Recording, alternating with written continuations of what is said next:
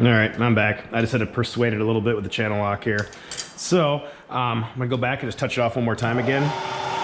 So come it over a little. So I'm right on the edge of it, and I'm just gonna come down, make a little contact where it just made contact. So now I can loosen this outer ring here and spin this and set a 0. So if I go here, set it to 0. Now I will back off over here.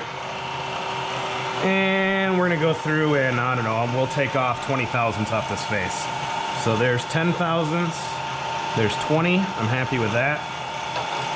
Flip this, and we'll see if that cleans up. Again, this is an ugly saw cut, so go here. And again, I'm just moving the X-axis and just buzzing across there. And almost cleaned up. But we can see that there's still a little sawed edge there. Again, this is kind of a junky surface.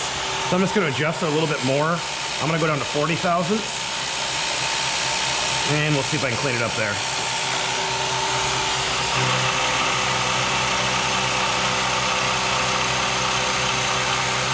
There we go. And then I can just move on the Y-axis and just come back across again.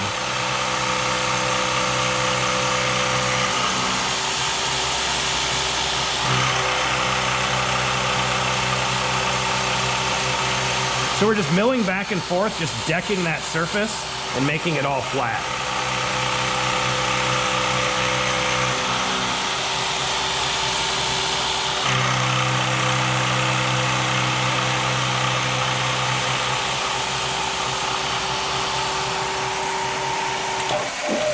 Stop spindle. And now we'll take a look at what we just created.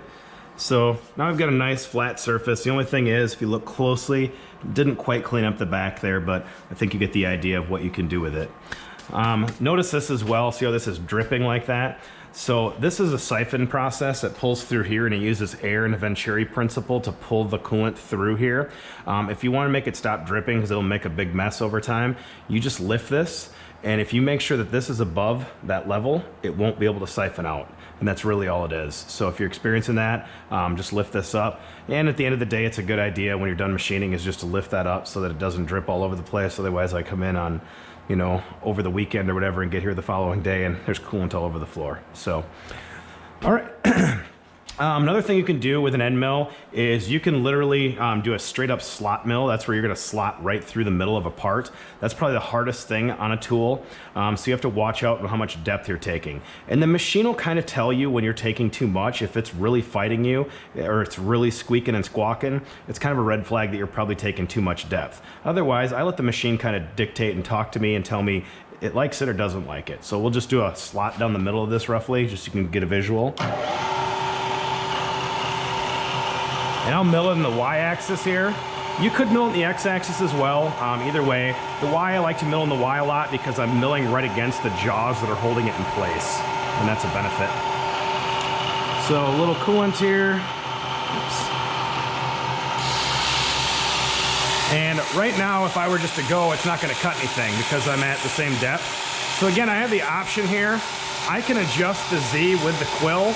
The problem with the quill is that, like, let's say I want to go down to 75 thousandths. Well, I'm going to loosen this up, and I'm going to bring it down to 75 thousandths. Oh, that's too easy. Okay, now, it's really hard to get it perfectly where you want it, right on the button. So you can see it's floating, and I just keep adjusting very gently there. Oh, see, I still couldn't get it. Okay, there's 75. So if I wanted to, that's one way to make my adjustment for my depth. Again, my favorite way would be going back and leaving this alone. So I would just leave this where it was at 0. Now I gotta try to get it back to 0. Oh, there we go. Lock the quill, and I would come over here. Now, the last cut was at 40. Well, all I could have to do is just zero this out. Set this at 0, and now let's say I want to go 75 deep. Well, I just counted out. 10, 20, 30, 40, 50, 60, 70. All right, there's my 75 thou. I go there and I'm set. And I don't have that up and down and up and down and up and down issue. And now we can see here, milling through.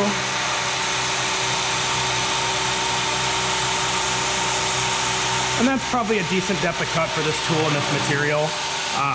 So I get one cut done, and then what I can do is go back and, all right, let's take it to 150 thousandths. So we'll go here, 150, that's another 75, and now we can mill it back the other way.